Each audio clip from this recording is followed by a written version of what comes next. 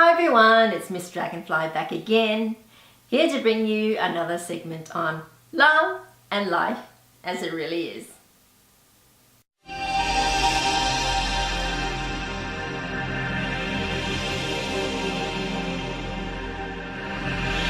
Now it's sad to say, and it's a reality unfortunately, that domestic violence has been around a long time. Violence is committed by one partner against the other, and it's against the one that they should love and cherish the most. Often the popular belief people have is that it happens in lower classes, that is, violence committed by the less educated lower class men against their wives or girlfriends. The truth is that violence is committed by both sexes. However, because men are physically stronger, they do more damage when they do commit the violence, and it is the damage caused by them against their weaker partner is what we associate with domestic violence. Because violence is seen as a poor way of letting out your anger and not being able to control yourself, it becomes the commonly held belief that only the less educated and rough men do so.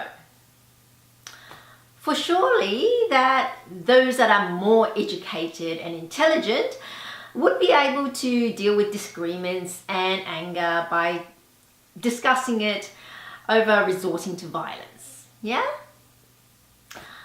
An educated, highly respected member of society would never do such a thing like that, would they? It happens in the lower classes. But the reality is a lot of the domestic violence is committed by professional men who are well known and respected in society.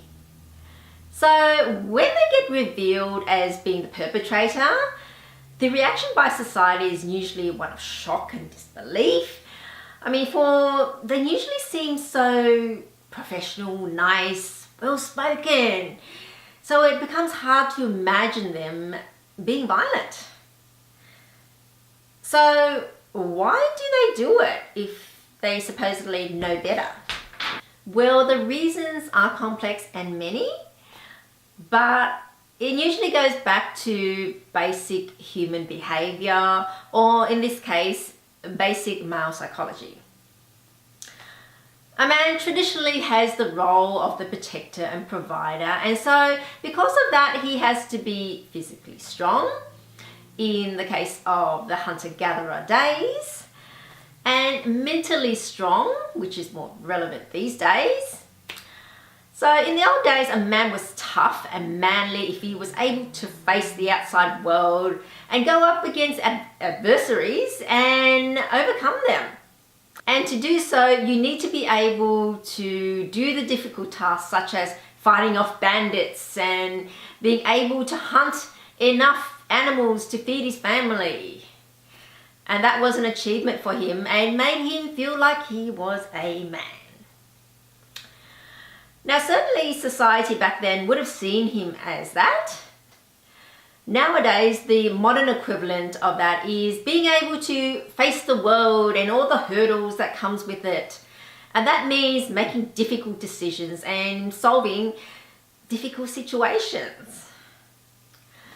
However, facing the world head on is not easy. And you need a lot of courage to do that, as it also involves handling confrontations as well. Basically, that's where men's aggression is most needed, to face obstacles in life and against the world that they protect their more vulnerable loved ones from. What happens though is that weaker men are not up to the task and shy away from it. In fact, they may end up doing everything they can to avoid confrontation and be nice to everyone outside, so they would also be nice to him, and so hope that life would be easier for him. However, for a man to be cowering from people, he would not feel like a man. A man needs to feel like he's able to stand up to others. So what do these weaker men do to feel manly then?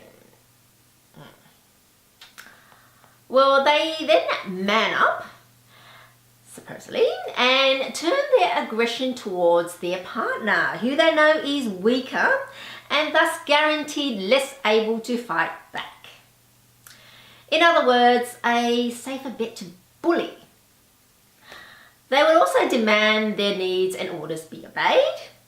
They then would feel that they have gotten some measure of their manhood by being able to bully someone, even if it's their partner.